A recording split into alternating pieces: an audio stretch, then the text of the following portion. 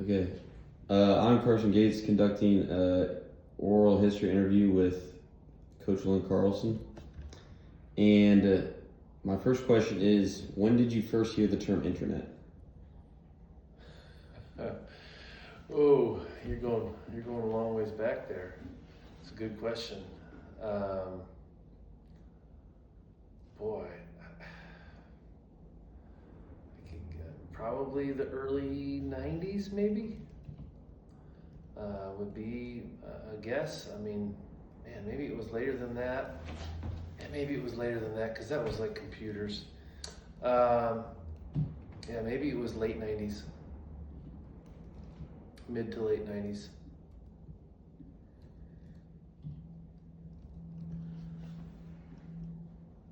Do you remember the first time you used a computer?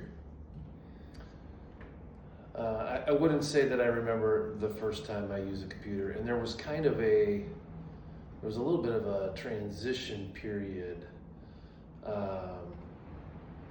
because when I was in college in the late '80s, early '90s, you transitioned from,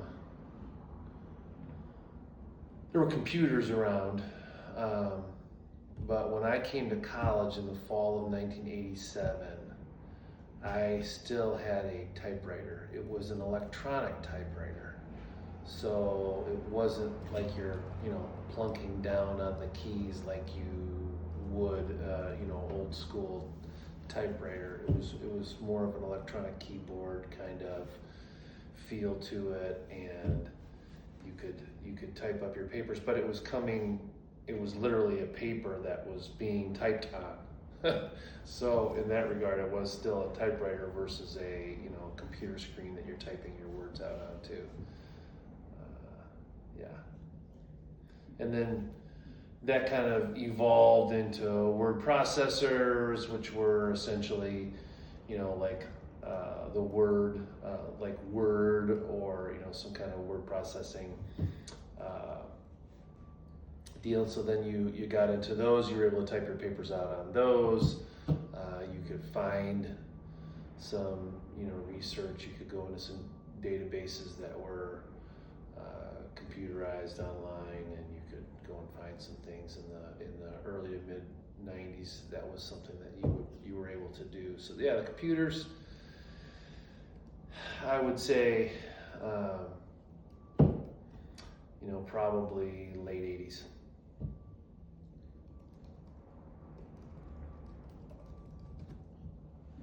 And then, how was there any similarities between like the computers that you first used compared to like our computers we have now?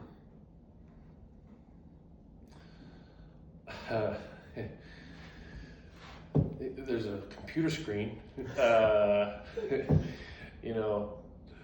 Beyond that, not much. A keyboard, computer screen. Those are kind of the remnants of what maybe would originally have been there. The computer screens are very different, of course, because you had a big old, box you were working out of, and then you had your CPU unit, which they still have for desktop computers. They were much bigger. The storage wasn't as nearly as great or efficient. Speed was, not even comparable. Right. So the similarities, even the word processing stuff is so user friendly now. It's just really easy. But yeah, back then there were tricks and things you had to figure out how to do certain things, and they still have some of those shortcuts and things now on keyboards and stuff. But it was something that was more cumbersome back in the day. Did your family ever have a personal computer in your guys' home, or like when you got your home, did you ever have like a home computer? Yeah, so I think I bought a Compaq.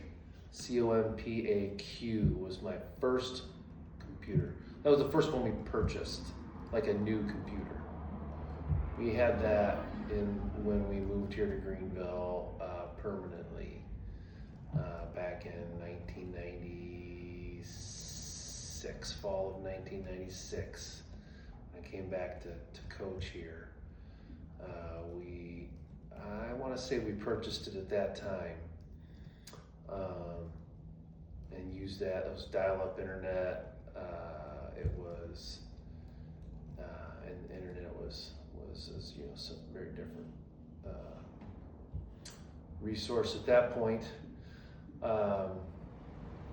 I did buy someone's used computer when I was in grad school to type up my thesis on. It was basically your word processor. It probably did more than that, but my technological skills didn't really advance beyond that point. So that's what I was using it for, almost exclusively, was the typing up my paper and using the word processing abilities of that piece. So we did own one there when I was in grad school, but we didn't use it for anything more than that. And my wife didn't use it at all. Maybe she did. I don't know. She probably used the computers at her school where she was getting her teaching degree down there at Asbury. So.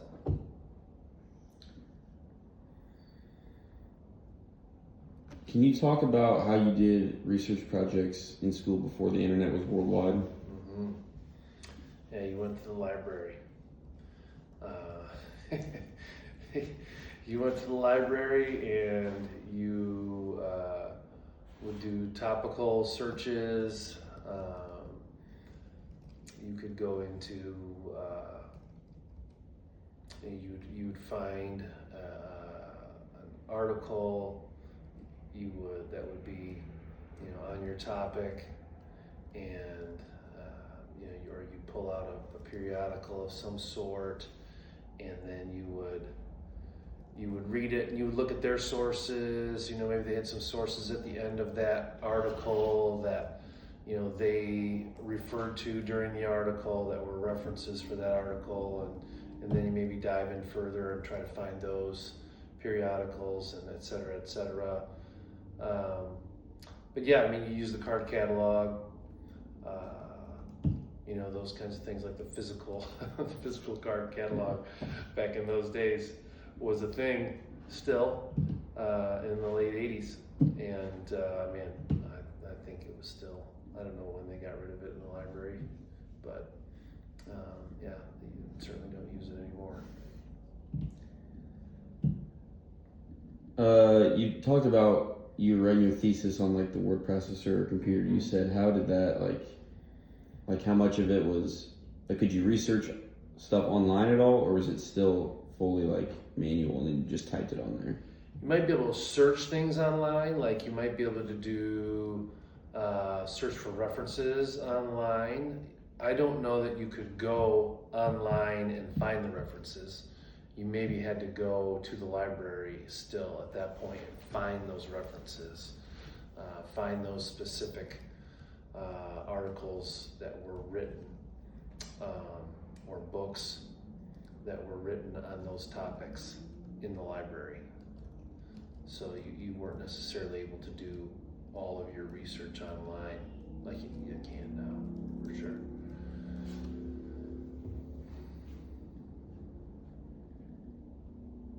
While you were in the minor leagues, what was the internet like? Did you? I assume you didn't have a computer there, but I had no use for computers in minor league baseball whatsoever. The internet, as far as I knew, I don't know that I even thought twice about the internet when I was in minor league baseball.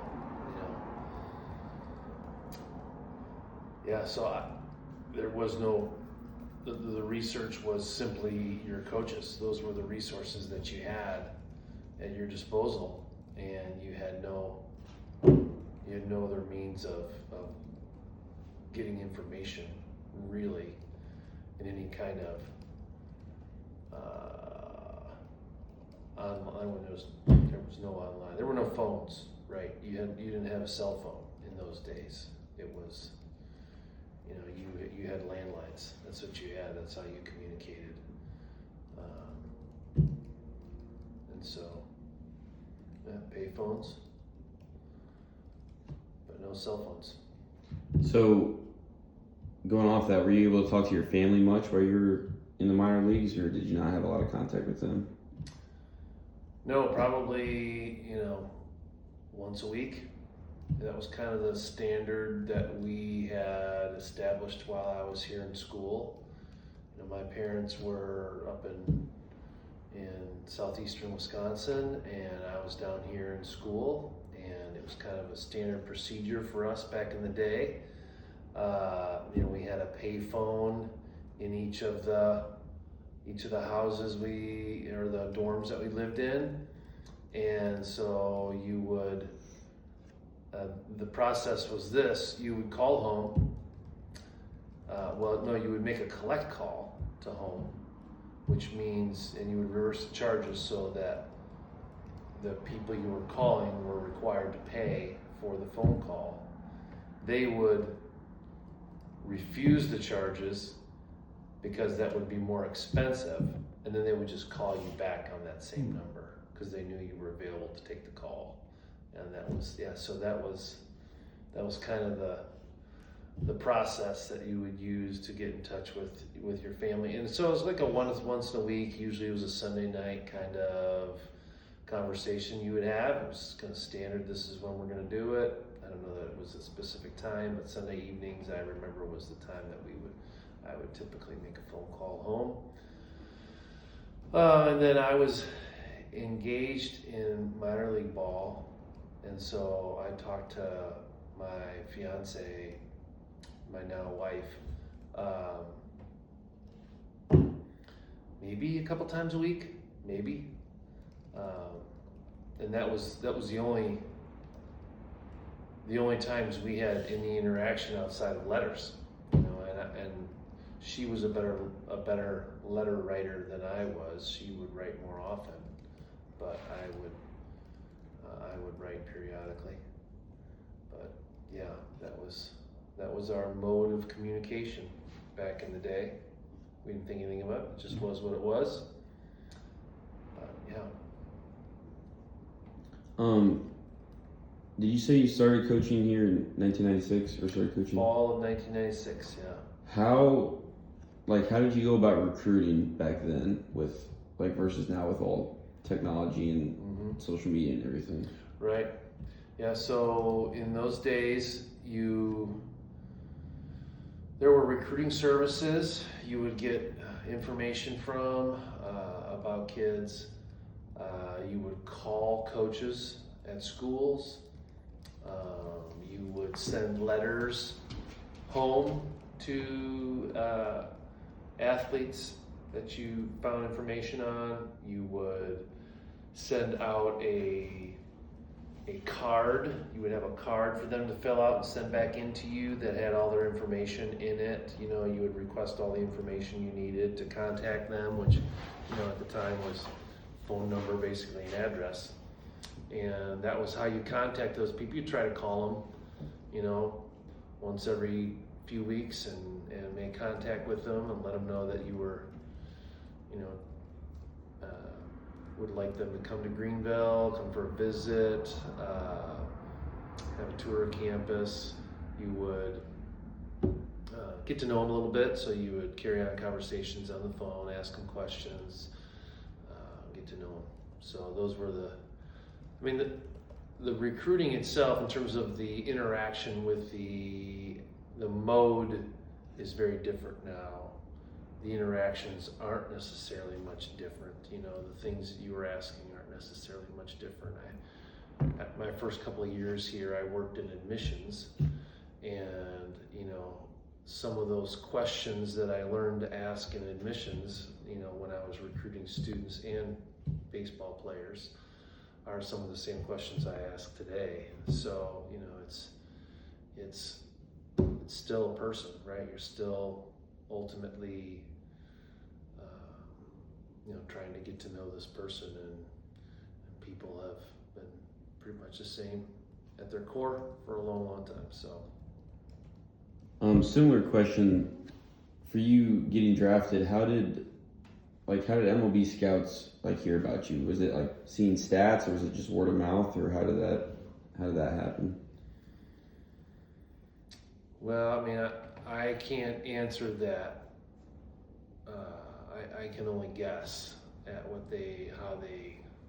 but my guess is that they would go to similar kinds of events, and then they would probably talk about, people that they've seen, and they would discuss the players and what have you at the different events, and then they would come out to watch you play.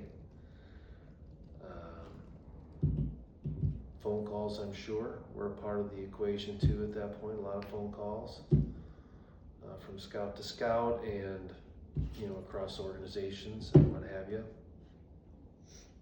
But yeah, I mean, there was, I don't know if they probably had databases and things like that at that point, probably, but my guess is they would just be on the front end of that. It wasn't around much before that time. They wouldn't have had computerized stuff going on. This last question, not necessarily directly internet age, but what did you guys do to pass time outside of baseball, both in college and in minor league baseball? Well, in college,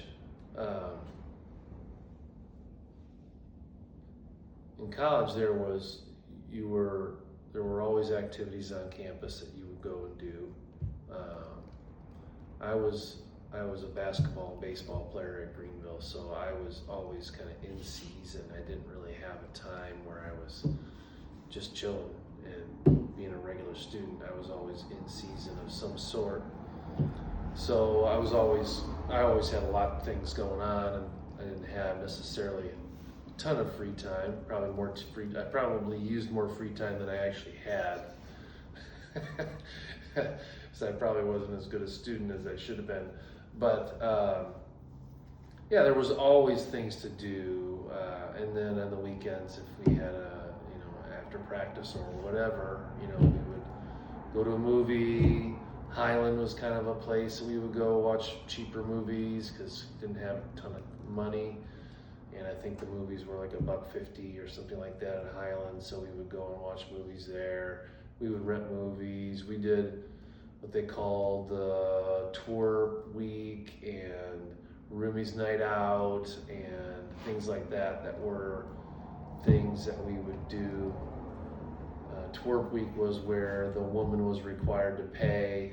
That's what twerp meant, TWIRP.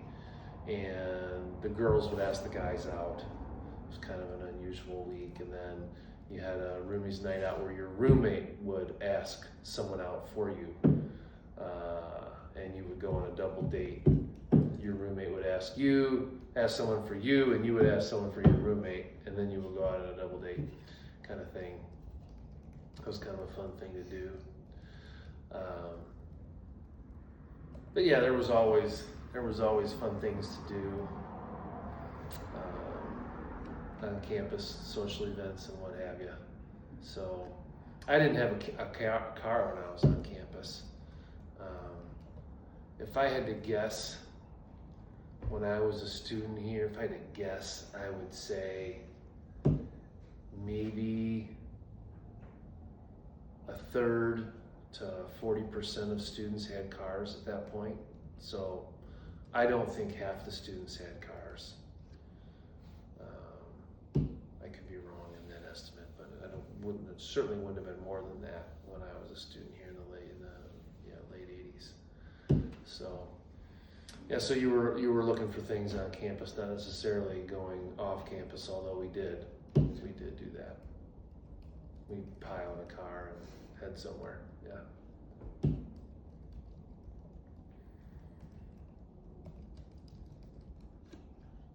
And then did you have much free time during minor league baseball? Well, you were your free time was different because your free time was primarily during the day. You needed to be ballpark by 3 o'clock in the afternoon, typically. So,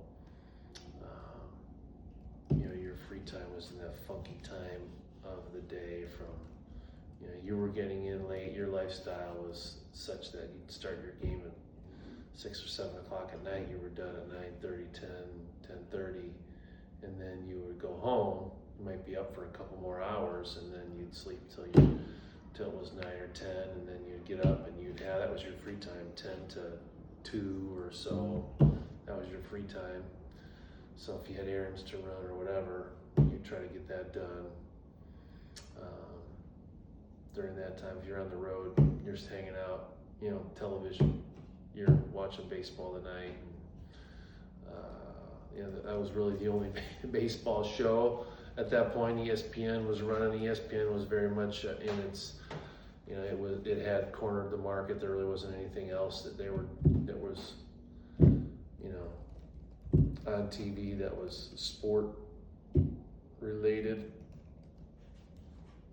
Unless it was a weekend or something and you could catch NBC or CBS Sports or something like that. They had some kind of deal on potentially, but your games on the weekends might be during the day. You might have a Saturday. Typically your Saturdays were in the evenings, but your Sundays were usually day games. So then you might have, an evening free on a Sunday or something. But if you're on the road, then you're coming back from the game and what have you. So it's just,